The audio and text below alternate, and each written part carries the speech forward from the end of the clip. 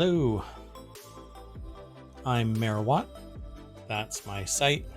Welcome to ohmTown Daily News. It's a show here on Twitch. It's over on YouTube. It's a podcast. But everything that makes this possible is the website and those of you who are sitting in chat. So if you haven't yet, please follow me. So you are informed when I'm about to launch a show, and I get to know that you are out there and want to hear this kind of stuff. Let me turn down my... I'm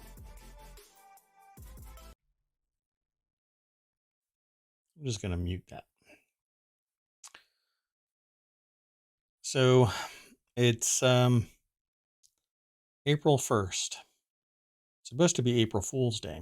I haven't seen very much in terms of fooling around, goofiness, wild stories, or anything like that. Really, I guess you just can't make up anything as reality. As odd, humorous, pranky as reality.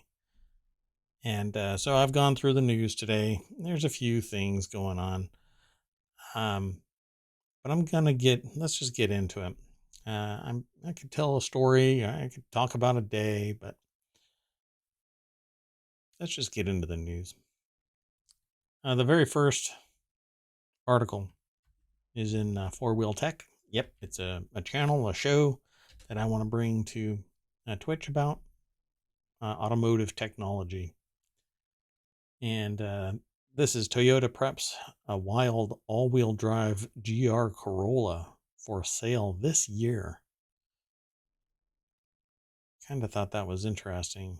I've actually wanted a WRX for a while. Didn't get around to getting that, at least not yet. And then right before the pandemic, I got a car. And I'm glad I did, because then the pandemic hit. And now my car is worth more than what I paid for it. So it's kind of interesting. But now you can't afford a car in the United States because things are 10, 15, 20, 30,000. I had somebody tell me today during lunch that a car that they were looking at had a $30,000 markup. I got a story coming later that'll really be entertaining in all that's happening. I had told you previously that cars are being sold without chips. And so if you wanted heating in your... that's a turn of phrase. I had to stop my brain from actually allowing me to say what I was about to say. So the back seats and air conditioning in certain cars won't have chips. And so you're going to buy a car over market value, or I should say not market value, but over retail price. And you're still not going to have a chip that will allow you to run your air conditioning or heat the back seats. Thought it was kind of interesting. Well, this is by and large, the article is called Toyota Preps a Wild All-Wheel Drive GR Corolla for Sale This Year. And in the article, it says GR stands for Gazoo Racing. And it seems that the GR Magic transformed the Yaris into a cult favorite. Toyota didn't sell the 3-cylinder all-wheel drive pocket racer in the U.S. market, but it will bring the follow-up, the GR Corolla, to the country. Dun, dun, dun. The GR Corolla is also powered by a turbocharged 1.6-liter 3-cylinder engine and features all-wheel drive, and it goes on sale later this year. I cannot imagine what this thing sounds like. Turbocharged 1.6-liter 3-cylinder and has all-wheel drive. But it's called Gazoo Racing. Okay, let's take a look at this thing. Ta-da! I don't know. Doesn't look like a bad-looking car to me. It says the U.S. missed out on the hot Yaris. but we're getting Gazoo Racing's follow-up. And this is an article over at arstechnica.com by Jonathan M. Gitlin. This is a prototype vehicle, so the one that hits the market is going to look probably a lot less sporty. But here's to hoping, maybe I'll change to Corolla. I don't see them talking about horsepower, but if you're going to be getting a car, I would suggest all-wheel drive. Really depends on where you are, in terms of the ability to drive a pusher like a Mustang. Mustangs have great pushing power, but the moment that they hit snow, you're in a snowbank around every turn. So it says, like the Ferrari F40, the GR Corolla has 3 exhaust pipes, but unlike the F40, the GR Corolla core shouldn't cost more than $32,000. I don't know. I might get it.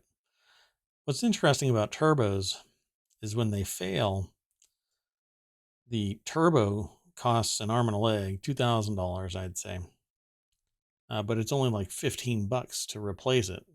The part costs $2,000. Now, then you flip this with something like the air conditioning, which is typically right in between the turbo and the inside of the car. It's like sometimes stashed in the dash, but it's somewhere in these tight quarters.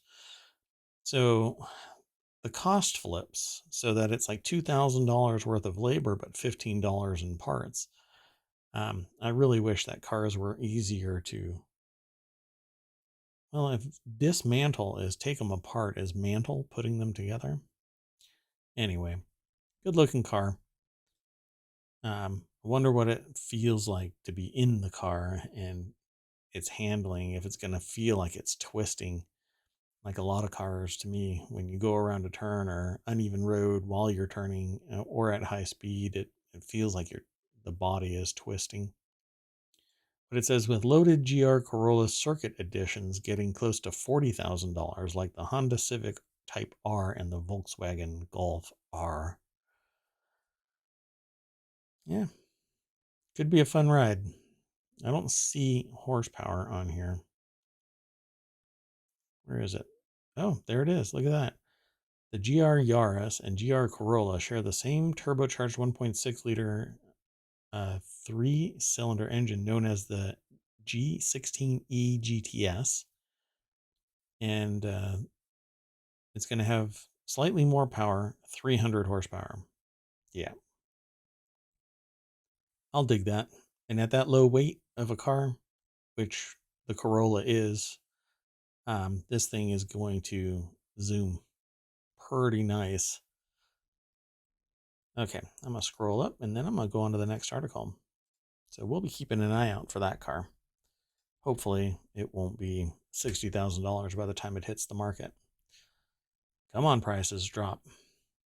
I don't see it happening, but okay. Stock Marketeers has an article in it. This was aggregated from MarketWatch, and it says GameStop seeks to split stock for the first time since 2007, and shares jump more than 15% in after-hours trading. So the shares of GameStop, which is considered a meme stock, and that's all because Wall Street Bets on Reddit, the subreddit called Wall Street Bets, hung on to GameStop. GME is the ticker. We'll click this link and we'll just take you over to it. Let me see. Yeah, so shares jumped nearly 17% in after-hours trading, and this stock was just cratering, and a lot of analysts were looking at it as being something that's going to get acquired and integrated into somebody else's portfolio, or torn apart, assets being doled out, supply chain management being distributed to provide services to something else, someone else, somewhere else. But investors, retail investors, basically Redditors, just held on and held on and held on, buying more and more and more. Activist investor pops up, and lo and behold, you have a secure stock again that, depending on who you talk to, this defies fundamentals. But you have to look at the a the holistic market. If there are people that believe in this and see it as an asset, and they hang on to it, maybe it does need to stay.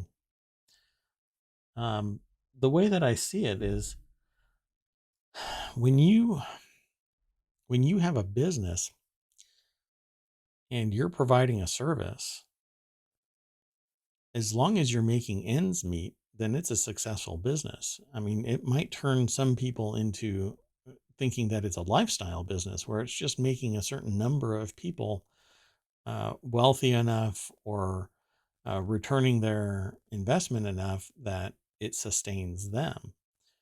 I've consulted with people over the years that are into just that. That's all they want, is a lifestyle business. And others want massive amounts of revenue and growth. And if they don't see this particular return on investment, whatever it might be, they'll shutter the business. But for GME, where it was, it basically meant you're going to go up if you can weather the negative times. And so now we get to watch and see what's going to happen with GME. I mean, because there are businesses that are trading well above their valuation. The multipliers are sometimes really bananas, but they are still making a ton of revenue and then writing down their losses over the years, again and again and again, reducing their tax to nothing. But so this article goes into it. GameStop said that its definitive proxy statement would contain more details about the amendment to increase the share count, as well as the information about the timing and location of the annual meeting. Proxy has not been set publicly or filed with the SEC. GameStop's 2021 proxy was filed publicly on April 22nd of that year. So it's believed, I would say, that it's going to come later this month, it being the first. So this article is over at MarketWatch, and it's written by Emily Berry. So let's continue on. And this is one of the articles that, I don't know, and some people will say that it triggers me, or whatever they want to call it. But it says here, Georgetown law incorporating race into legal discussions prompting conservative freakout. The title is Woke Curriculum Based on Actual Supreme Court Cases Terrifies Conservatives. This is in the Law Nerd channel. It was published on Above the Law, so we'll go over there and look at the article. But before we go there, I had gotten into a conversation maybe a week ago about this, basically stating my statement, my side of this discussion was, calling someone woke, or a business woke, or anything woke doesn't really mean much as a negative to people who are social. So the antithesis of woke really is antisocial sociopathy. If you are not aware, if you don't see the world consisting of people and the impact that we have on each other and the environment, and beyond just the local environment, but the world around us, you're a sociopath. You don't care about us as a society, and us being humans, but you're willing to take from society, but not necessarily give back. And you might think that you're giving back in, copious amounts, but, maybe look inside, see for yourself. Am I doing something good, for more than just me? Because if everybody thinks the same way, which is, woke being socially aware, woke being, compassionate, thoughtful human being, not willing to step on other people to get ahead, then we're all playing the game by the same rules. But why make rules that are contentious and angry and divisive and vitriolic and hateful? There's really no reason for it. We should all be working together to utilize technology and infrastructure to better our lives so that we aren't bound to 100-hour work weeks or outrageously expensive school systems, or like right now, housing is through the roof. Rent has always been through the roof, depending on where you are.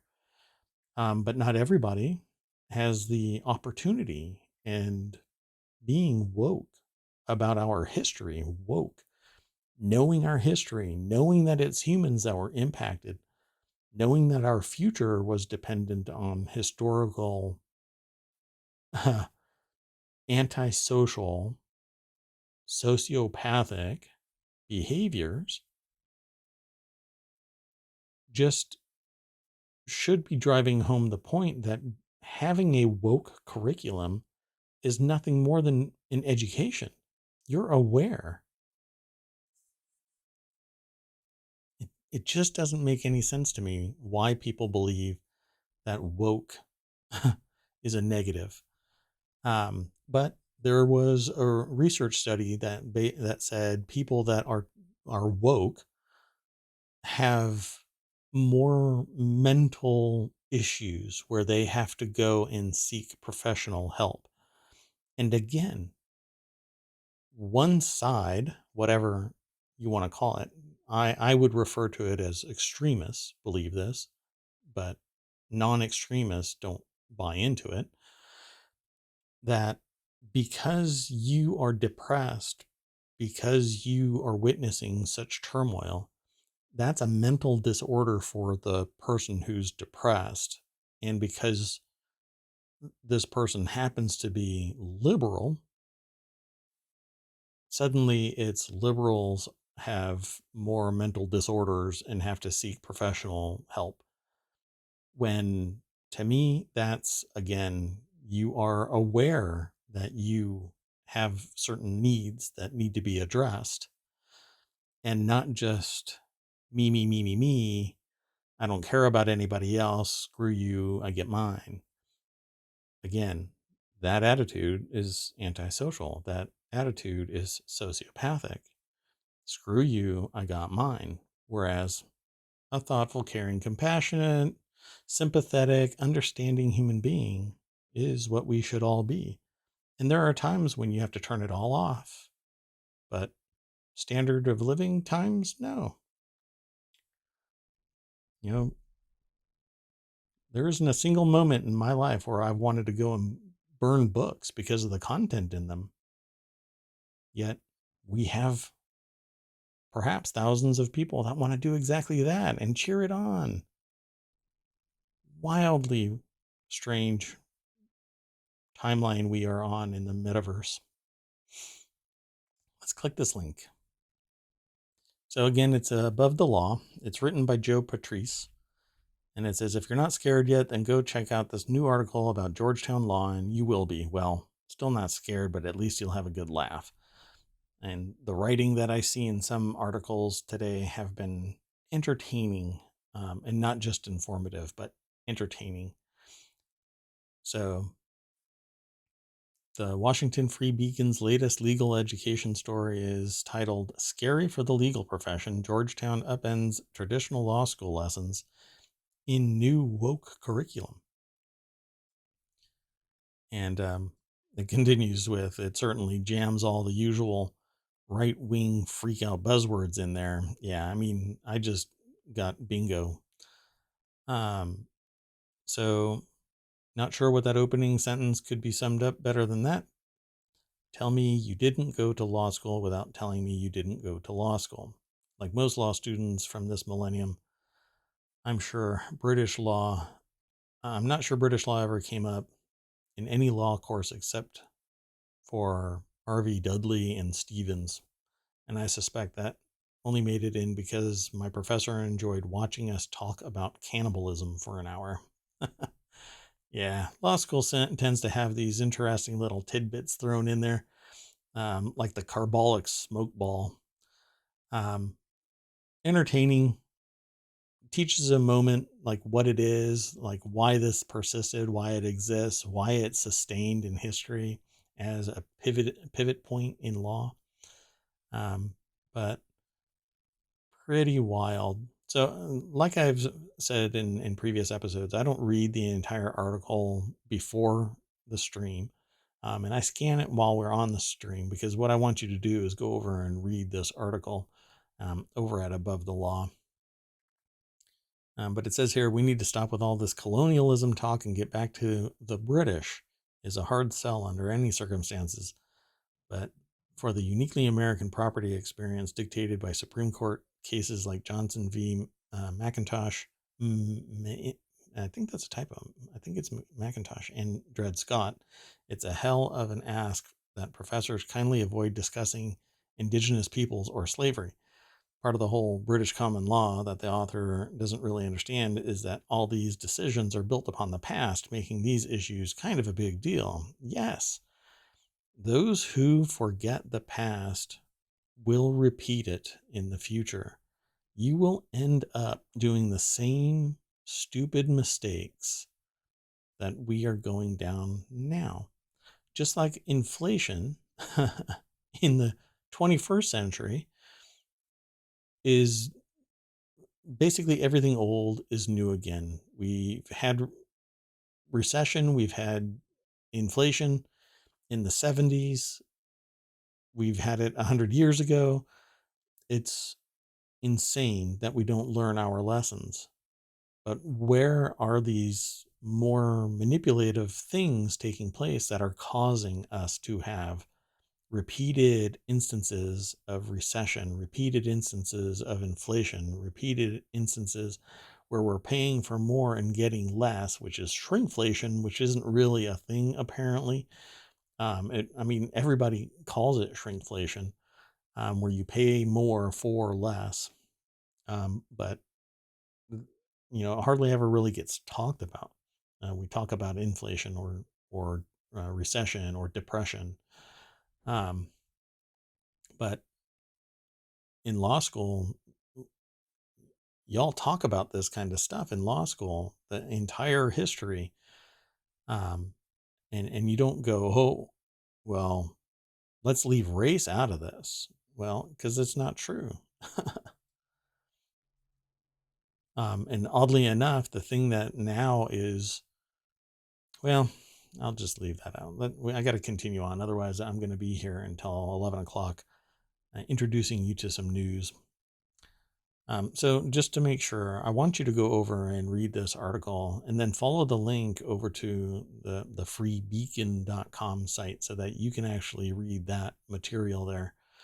I want you to be challenged. I want you to challenge your preconceived notions. If you are already thinking this is absurd, go and read it because you're going to get another perspective. And it might make you go, now I've heard an argument that I can, counter with truth and a more holistic response than this narrow perspective of, oh, let's not talk about our history. Yeah, it's really bad, but we don't talk about it over here. I mean, it's not a fictional book. It's not Voldemort. He who shall not be named. Yeah, there was slavery in our past. We built the beginnings of America off of slavery. I mean, it's twisted to say that that was a good thing in any way, shape, or form. So why forget about it? We should know about it and make sure that it never happens again. So let's continue on. This is an interesting article here. The Facebook um, did some shenanigans again. Facebook in bare knuckle fight with TikTok. And this isn't a fight. The Washington Post alleges a consultancy was paid by Meta to promote stories of dangerous TikTok trends. So we'll click this link.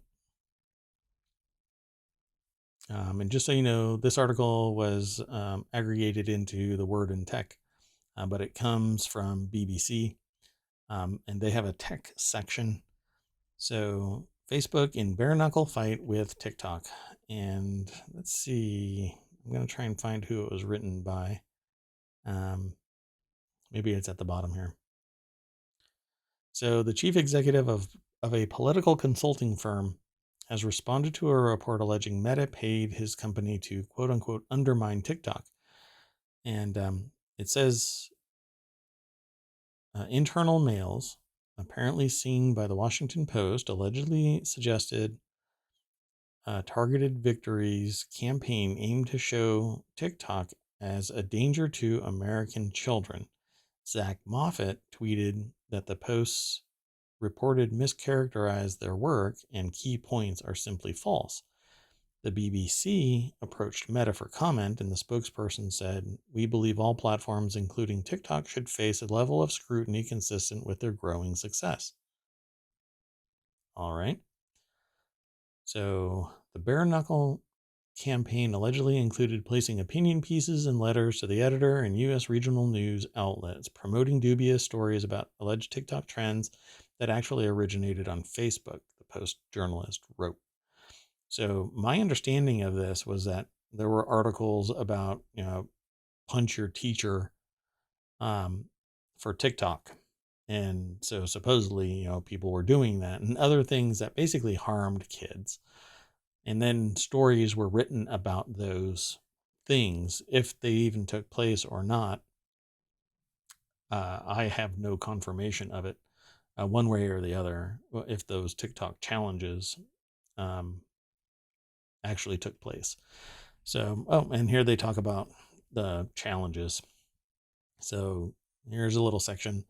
This included a purported devious licks challenge, which encouraged damage to school property and reports of a rumored slap a teacher challenge, which an investigation by news sites Insider suggested did not in fact exist.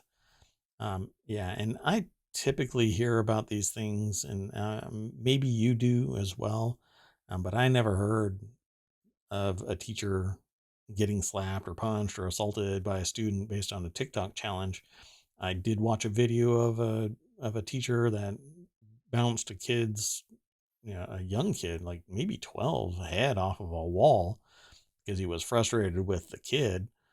I don't think that was a TikTok challenge. Well, this, I don't know yet what's going to end up coming out of this, but it says Targeted Victory describes itself as right of center, but Mr. Moffat said it managed bipartisan teams. People want to get paid, and they'll compromise things. People will compromise things to get paid well enough. Plus, sometimes people want to watch the world burn. It's really weird. I don't know why people do these kind of things, but my problem here is that this is not by far something that I would sit there and look askance at as being fake news, quote unquote fake news, because, like I said in a previous episode, Facebook manipulated the news feed of Facebook users to watch emotional contagion take place, to see how far it spread, to see how it was impacting people, literally manipulating people. I mean, just imagine that. Imagine your neighbor just gaslighting you again and again with bad news. Imagine your parents just peppering you again and again. All of your news sources being manipulated in a way that you were receiving bad news. Well, it's psychologically damaging. But this was met with nothing, no response really, other than a short-lived public outcry. But Zuckerberg said that, and there's posts about this historical that should still be out there, where he said that people were idiots for using Facebook, and divulging all kinds of information. So I'm of the mind that you shouldn't be posting your personal information, your opinions, all of that kind of stuff on Facebook, because it's going to be used for advertising and eventually manipulating you like it did. But y'all do what you got to do, what you want to do, really. This next article is in the Mobile channel, and okay. Arizona passes proof of citizenship law for voting in presidential elections. It says here, voting rights groups said the legislation signed into law by Governor Doug Ducey, a Republican, could prevent tens of thousands of people from voting for president. This is over in the New York Times. And let's see here. This is written by Nick Corasanidi. And, without too much fanfare, the idea of requiring someone to prove citizenship can lead to someone being disenfranchised. And where I have a concern is that it is extremely difficult to become a citizen in the United States. At one point, we allowed people to come in. And there are a lot of extremely hardworking people in the United States that aren't represented because they aren't legally citizens. So why not create an easier path to citizenship? Because a lot of these people are working in jobs that most Americans don't want. Backbreaking work, very laborious work, yet they're here because they don't want to be elsewhere. They want to follow the American dream, but the American dream apparently is getting kind of weird. And without getting too into it, this is fine. Fine. You have to prove that you're a citizen, but then make a path to citizenship. My ID is proof that I am a citizen. I need nothing else. Make it that easy, and then allow people to get identification, legal identification. We know that it's all about taxes. We know that it's all about gatekeeping, but make it possible. But that's when you run into people that will say, whoa, whoa, whoa, whoa, whoa. We're stopping them from voting. That's where I believe I should stop. But that's not what a human being should be thinking. Sure, you don't want external influence on our elections. Great. Don't ask Russia for support. Don't ask Russia for information that might impinge the integrity of a candidate. Oddly enough, why would you do that? It's like throwing sand in somebody's face, for crying out loud. There is nothing out there. it's all gaslighting.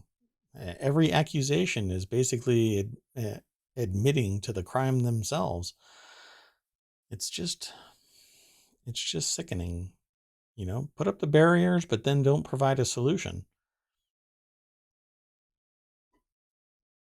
Yeah. So I better continue on. Otherwise, I'm going to get bogged down in this. The next article is in the Word in Tech. And if you haven't yet, after all of that, and you're still here, I hope that you follow me. Please click the follow. I want that bar right there to go up. Would really be appreciated. This is, I think, 91, show 91. All the rest of them are over on YouTube, slowly being ported into the podcast as well. But I put everything over on YouTube as well. Because until that goal is met, I will always have only 14 days of storage here on Twitch for VODs. And all of it disappears as soon as day 14 comes around. That's the last of it. It goes away. The original VOD disappears. Well, anyway, this next article is in the Word in Tech. Samsung details how its TVs will become NFT gateways. Yeah, that is awesome. No, it's not. Samsung is making good on its promise from CES 2022 to bring NFTs to its TVs by introducing a partnership with NFT auction site NFT Gateway. In a press release, NFT Gateway says that it's now integrated with Samsung's NFT platform, letting you browse, display, and interact with NFTs on the company's 2022 premium TV product lines, such as QLED and Neo QLED TV. And they'll have an app on the Samsung The Frame and micro LED TVs. Let's click this link. It takes us over to Mitchell Clark's article for The Verge. You know what? It's, to me, again, it's fear of missing out. And so that's why NFTs even exist. Because to me, it serves no real world purpose, at least not yet. It hasn't translated. We still don't have the ability, the right of first sale. I can't consume a game that's compiled as an NFT and then sell that NFT to somebody. Like I used to be able to, when I was younger, I could go buy a piece of software and beat the game and then sell it to somebody for equal to or a little bit less than the actual price of the retail price. And so the NFT doesn't really do anything for me until it's more ubiquitous. But I really doubt software developers are going to allow, or book publishers that are using ebooks, all of this stuff that is essentially just a perpetual license to consume, but you have zero ownership. If you buy music, you don't have the ability to sell it to somebody. Your original download, if you buy it from somewhere, you can't sell it to somebody. An ebook that you buy, you can't sell it to somebody. You can loan it, but you are the only one that's licensed to possess it. Artwork, etc., all of that you can't sell to other people unless it's in physical form. There's always a license that says you can't do this, can't do that. And if you intend to sell it, then you have to pay a commercial license fee or whatever it might be. There's always terms for this stuff, but you have a perpetual license. But an NFT of a game that is the embodiment of the ownership of something, pseudo tangible, that's where NFTs can really help out. But it makes the creator of those links to the NFT, it makes them the party that's responsible for enabling it. I can't just make an NFT of the game that I purchased and then sell my game.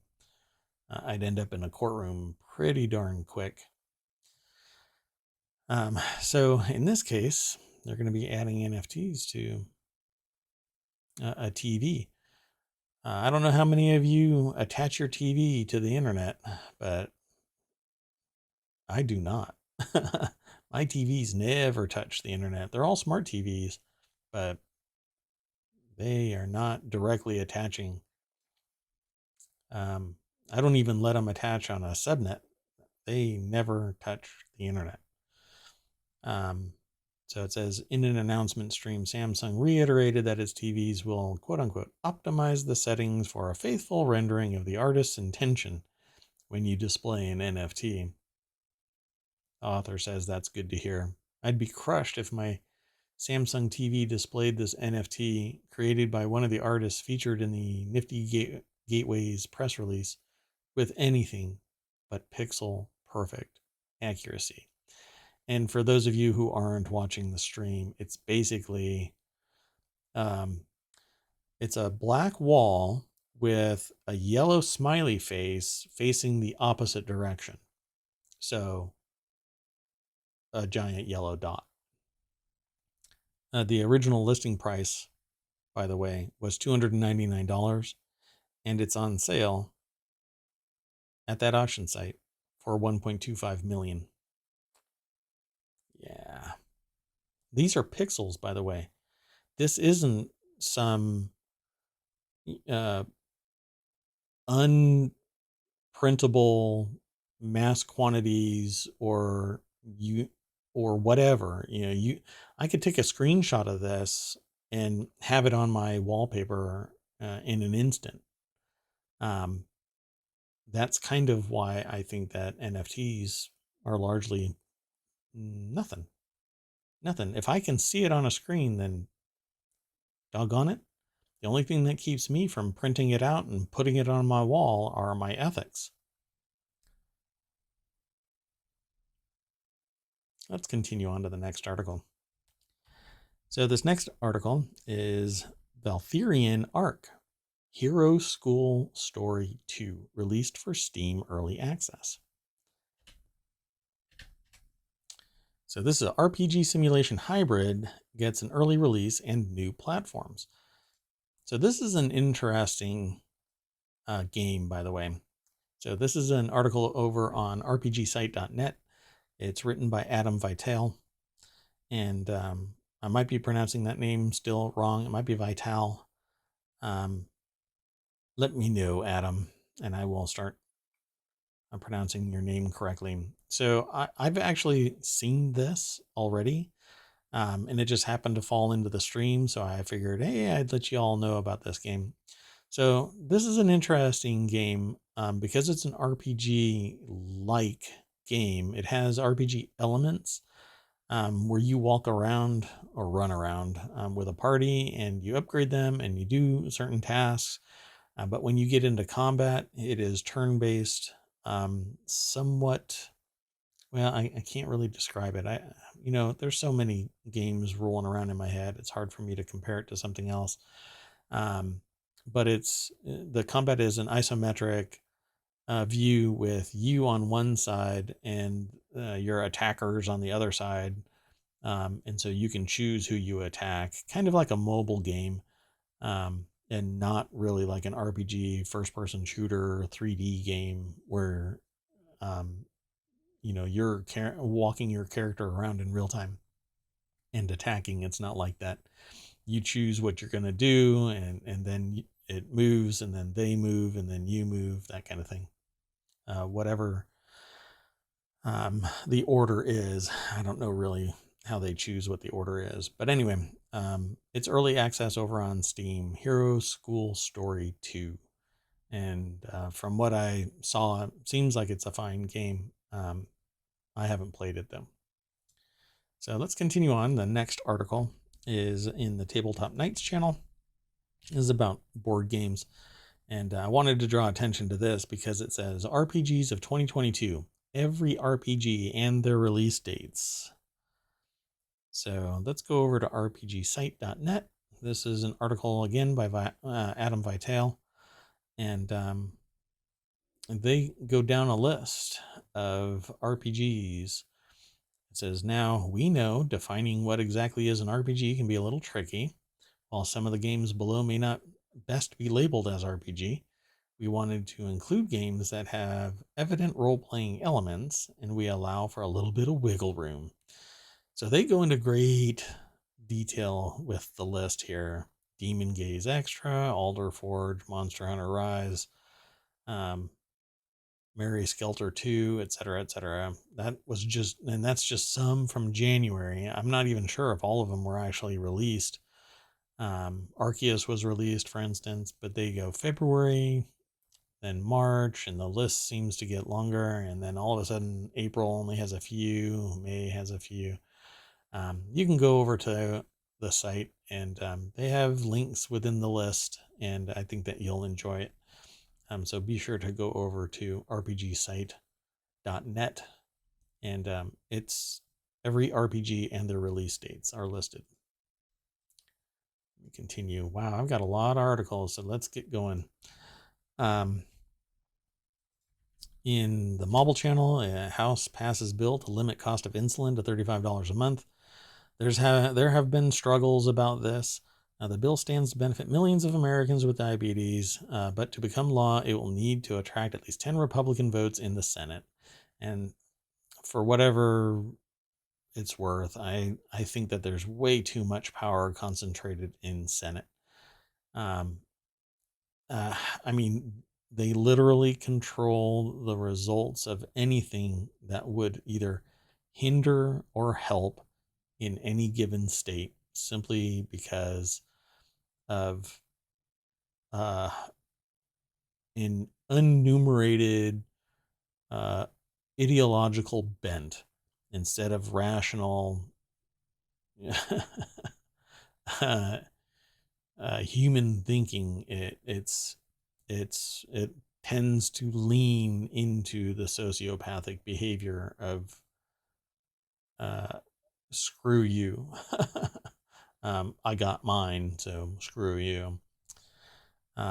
Anyway, the bill benefits millions of people, and because it helps people, it probably won't go through. We'll see. I haven't followed this yet to see if anything actually happened today with it or what the status is. So let's click this link. It'll take us over to New York Times. The article is written by Margot Sanger-Katz. And the bill attracted unanimous support from Democrats who voted, as well as from 12 Republicans, making it a rare piece of bipartisan policy legislature. Yeah. So the bill to limit it. Let's see what else is on here, because it's in the House. It was passed in the House, so there's a lot of dilution there of power and influence.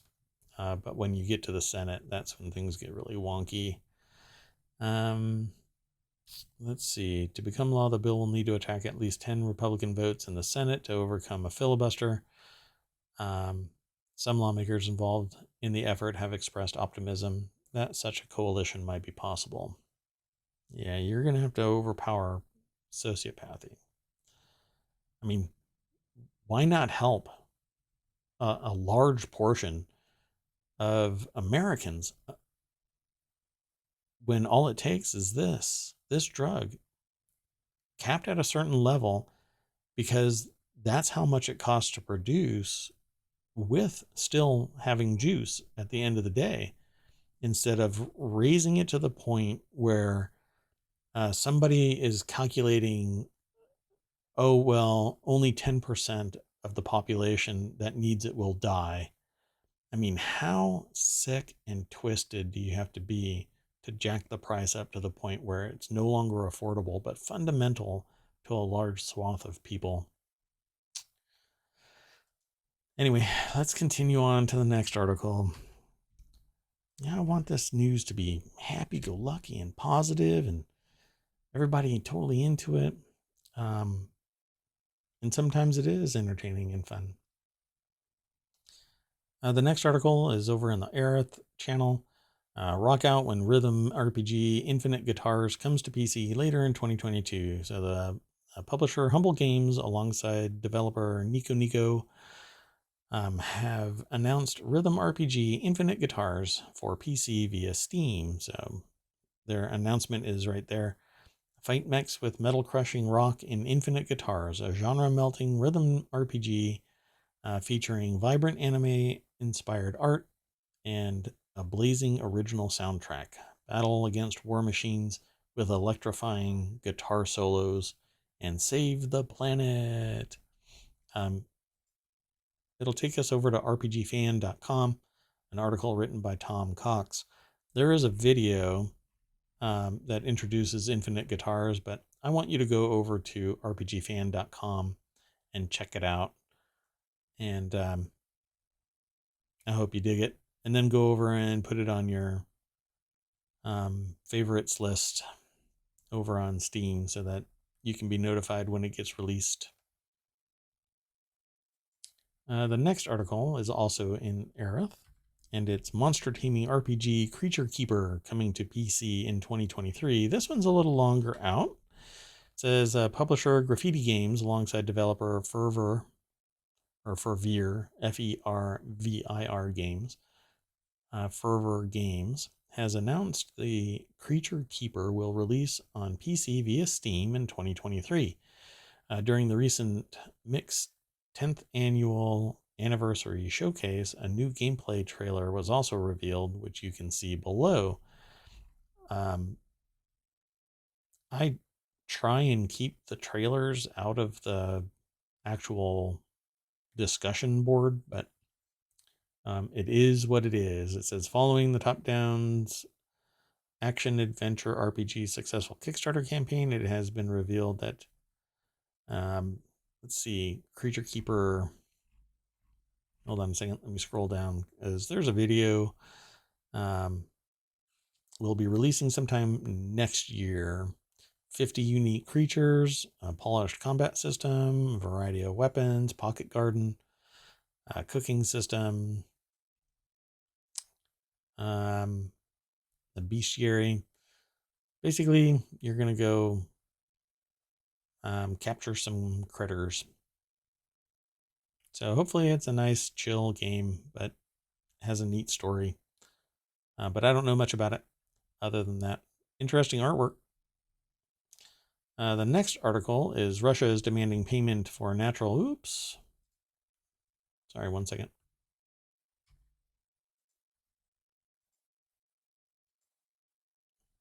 I need to back up 1 second. Sorry about that.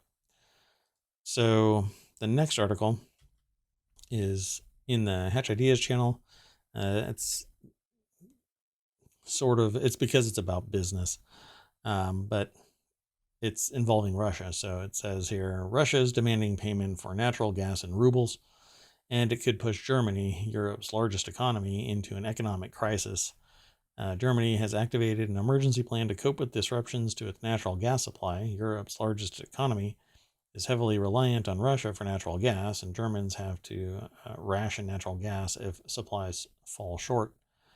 Russia gas accounted for 55% of Germany's gas imports in 2021 and 40% of its gas imports in the first quarter of 2022, according to Reuters. Germany is in the early warning phase of its emergency plan now. So this is a Business Insider article. Huiling Tan is the author of this.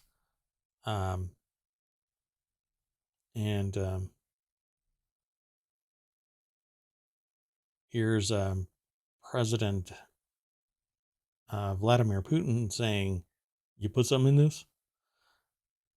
Sorry, it's a picture of him holding a tiny little glass.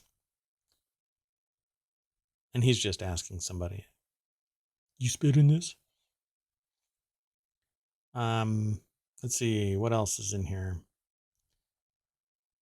There are no supply bottlenecks at present. Nevertheless, we need to step up our preventive measures in order to be ready to cope with any escalation by Russia, Robert Habeck, Germany's economic minister, said in a statement on Wednesday. Well, they are pushing really hard. Germany is pushing really hard to get off of anybody else's fuel controls. I'll put it to that. I guess I'll put it that way. For all intents, they want to go green and spin up wind and solar. And here's to them doing it. I hope that they get away with it. Just get away from fossil fuels. That's what Germany should and can do. Exploit that technology that they have the ability to develop. I mean, make it happen. So this is another article over in Hatch Ideas. The title of this article is 5 Reasons Why Prices and Bills Are Going Up. It says the soaring cost of living is affecting millions of people in the UK. These 5 charts explain why. I'll click the link. It takes us over to bbc.com and an article written by Kevin Peachy, Jana Tauchinsky, and Rob England. And I'm curious. Again, I don't read the articles beforehand, but I just have experience and some knowledge in the matter. It says inflation is the rate at which prices rise. If a bottle of milk costs £1 and that rises by 5p, then the milk inflation is 5%. The optimum level and the Bank of England's target is a 2% inflation rate. I don't understand. Anyway, if we always have to increase by 2%, why is it that we have to increase by 2%? Because there are people that have to have profit above what would fulfill whatever their price was beforehand. This is all the juice. The rate of inflation is the juice above the producers' various levels of production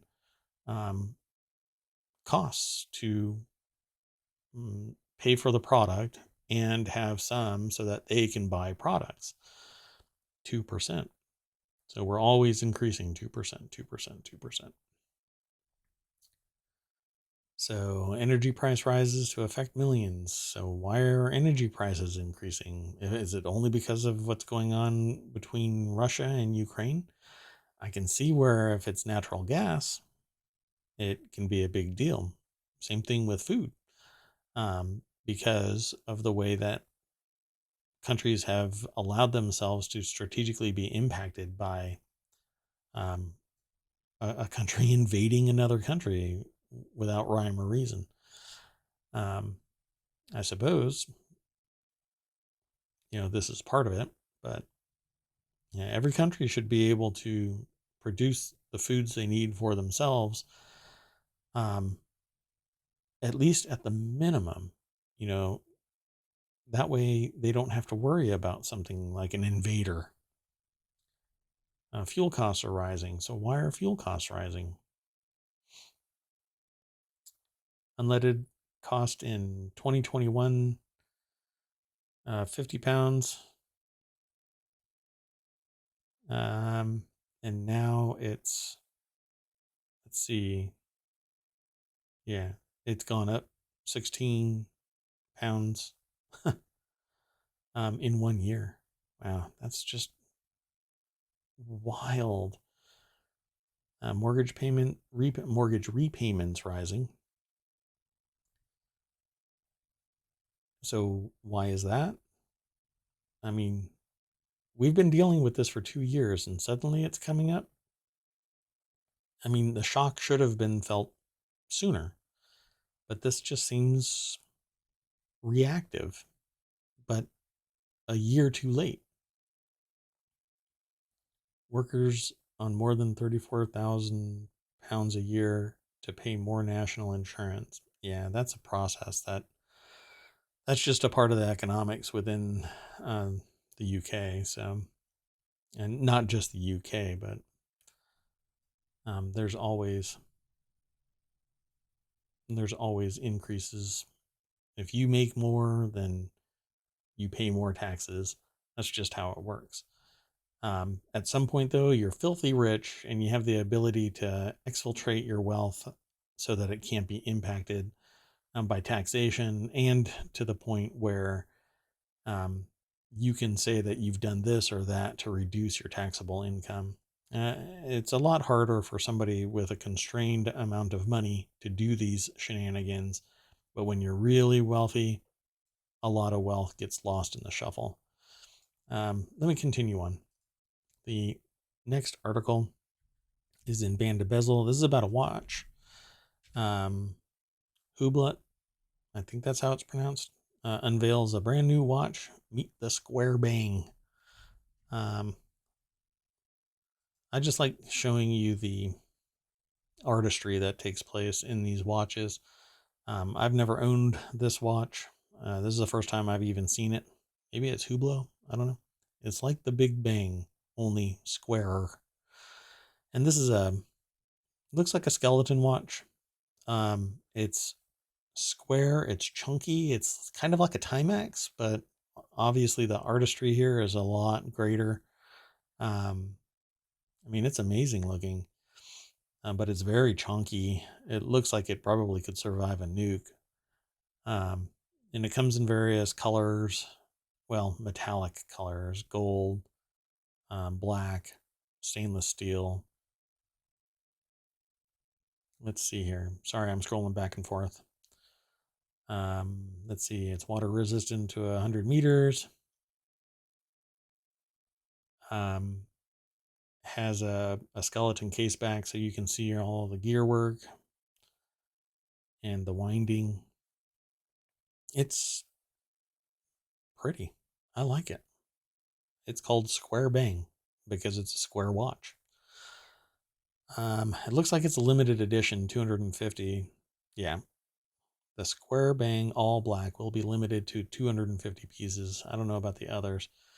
It has 354 components, all packed into a tiny little watch. It's pretty amazing. And mechanical, so even more amazing. Um, let's see. Gonna scroll down a little bit more. I just want to show you the pictures. You won't be able to see them on the podcast. Sorry, you're going to have to click the link in the show notes.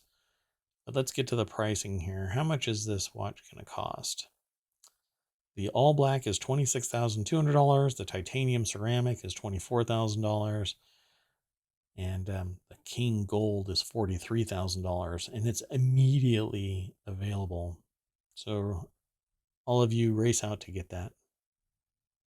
I'll never buy a watch like this, but I can appreciate its beauty. The next article is in Hatch Ideas as well. That's where it's aggregated to, at least. Take a look inside Atterbury Estate, a 100-year-old Hamptons mansion featuring 11 bedrooms and a custom solarium, on sale for a cool $37 million. Let's see. I'm just going to click the link and it'll take us over there. Business Insider did an article. Amanda Go is the author, and just starts out with a bang with a picture of the might be an Olympic-sized pool for all I know, but a really long building. Looks like you could hold weddings in this thing without a doubt. And it really, I mean, it says a 3-acre Southampton estate owned by New York City real estate developer David Walentis. Pardon me. And it's on the market for $37 million. So let's scroll down. I think it's listed on Realtor.com. Walentis, 84, is best known for transforming Brooklyn's Dumbo neighborhood, once a dangerous and decrepit parcel of land under the Brooklyn Bridge, into an upscale residential and commercial center. According to Forbes, he owns dozens of properties across the neighborhood and has an estimated net worth of $2.3 billion. So, I mean, it looks like it's something that was pulled out of the UK and brought over to the States. It's pretty neat. You know, you might want to, with all my experience with the UK, you could probably, dig about a foot under the soil and you'll find some Roman tessera. Despite its rich history, the mansion was a total wreck when Valentis bought it in 2019, and then he's apparently restored it, and now it's for sale for $37 million. The cost of the home is quite a bit higher than the median listing prices of homes in the Southampton area. According to Realtor, the median price is $2.4 million, and the median sold home is $1.2 million. Well, people are holding on to it. Well, go over to Business Insider. and you'll be able to see it. Take a look inside Atterbury Estate. The next article is Look Ma, No Dial. The Parmigiani opens up the Tonda PF with new skeleton release. This is another watch. And I'm just going to pull you over to the site so that you can see it. This is a Hodinkee.com article written by Logan Baker, and it has a little Purity the Parmigiani Way. Parmigiani Way.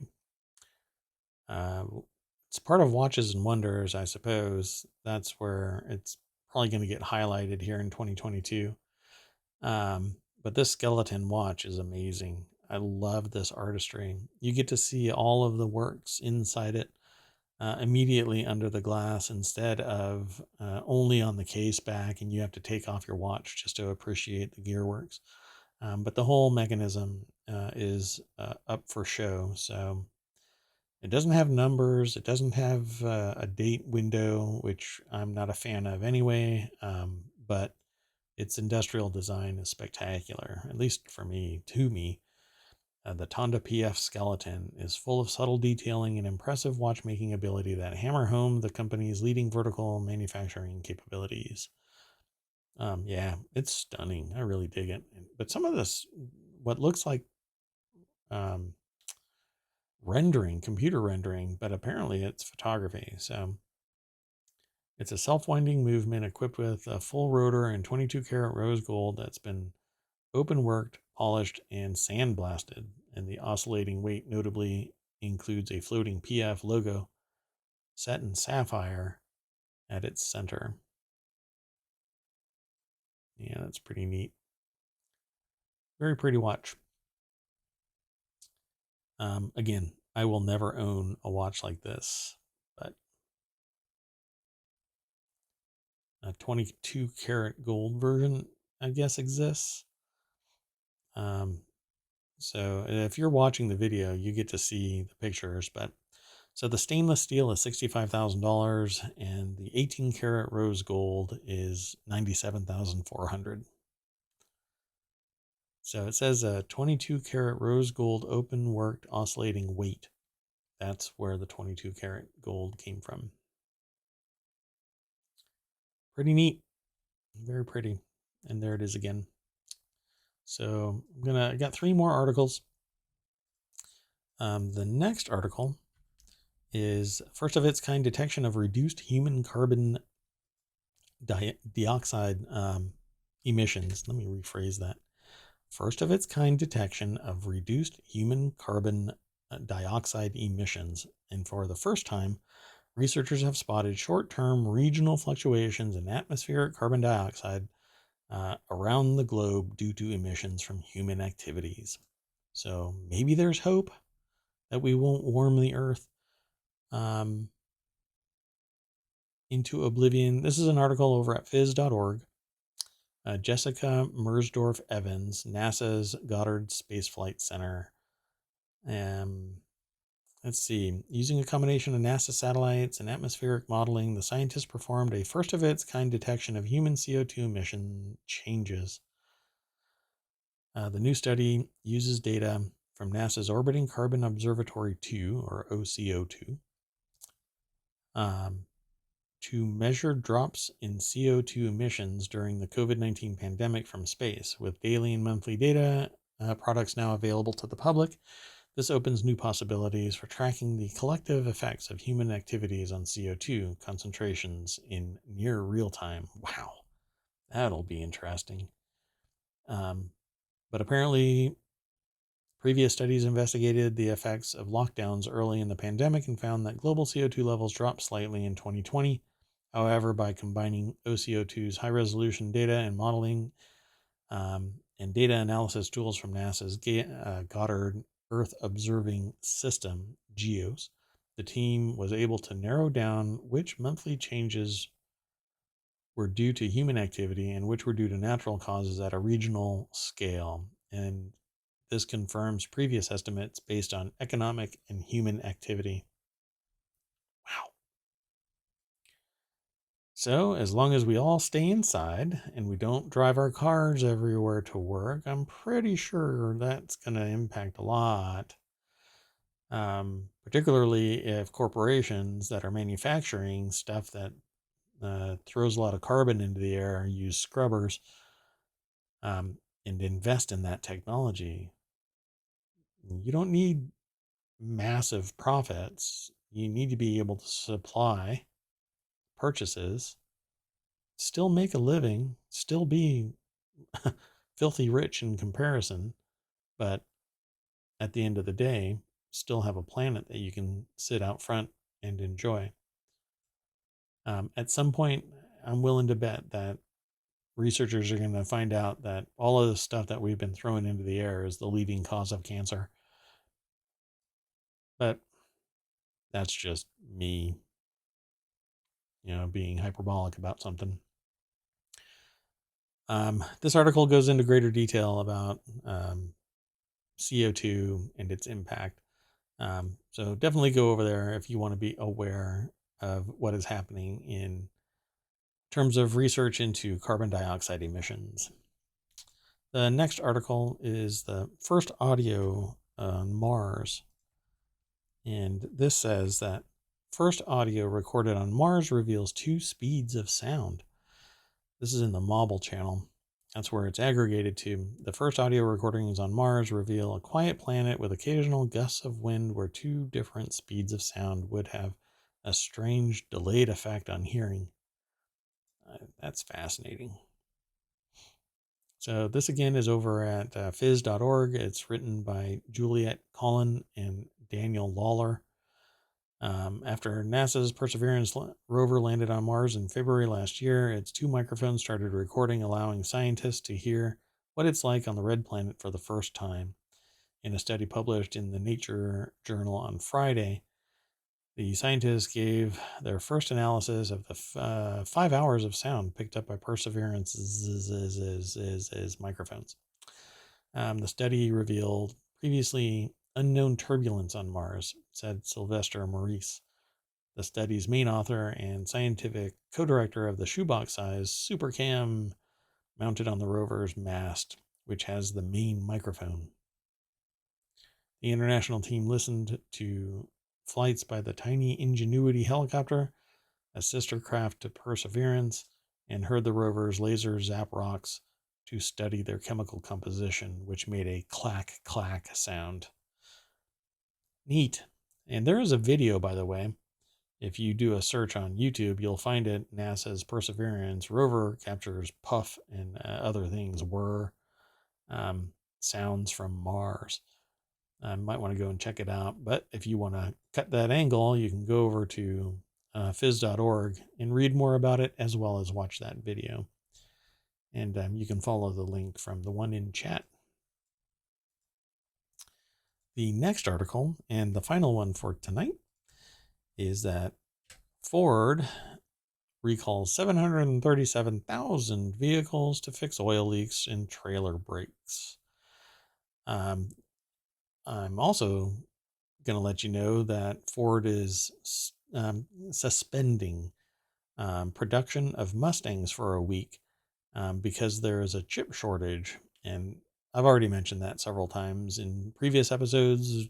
Manufacturers are being impacted by this chip shortage where you're going to be able to buy a car but not use all of the services that the car or features that the car has to offer.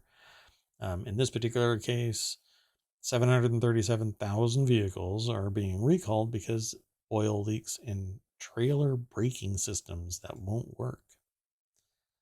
And that'll take us over to ABC News. It's an article by the Associated Press.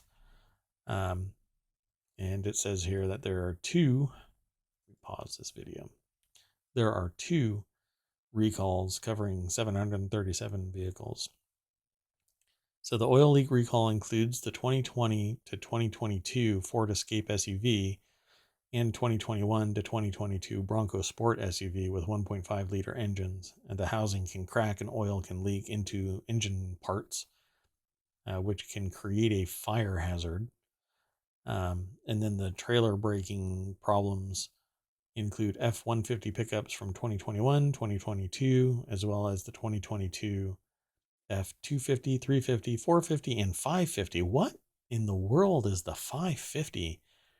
Is this thing like an M1 Abrams battle tank? I mean, the 150 is pretty big. The 250 is like a Clydesdale, and the 350 is industrial. I mean, by the time you get to 550, it probably can just pick up your house in its bed. So let me also continue this article for a second, because it says also covered are the 2022 Maverick pickup and the Ford Expedition and the Lincoln Navigator SUVs. Basically, a software error can stop trailers from braking. Oh, and if you've ever lost control of a trailer, you know it's not nice. Not a pleasant experience to try and regain control of an out of control trailer. And with that in mind, that is the end of today's show. We're getting a little long, but I want to thank you all for coming. If you have any comments or questions, you can throw them in chat. You can always get in touch with me via the website over at ohmTown.com. Over at YouTube, just do youtube.com/ohmTown. You'll find ohmTown. And I'm over on Twitter as well. So just go to twitter.com/ohmTown. And I do have a TikTok. What would you like to see on a TikTok channel? Oh, and I have AMP spun up as well. So the on AMP app, where I can stream music, and I can do basically a talk show, but I can't stream it here. Even though they're the same organization, they're not licensed the same way. So music can't be stored in VODs. And so because I want to keep the VODs, I can't do the rest of this. I can't do music other than what's licensed, from things like Pretzel Rocks or something like that. At any rate, let me get back onto the rails. Thank you for coming. Really appreciate it. I will see you tomorrow, 6 o'clock Eastern. Bye bye.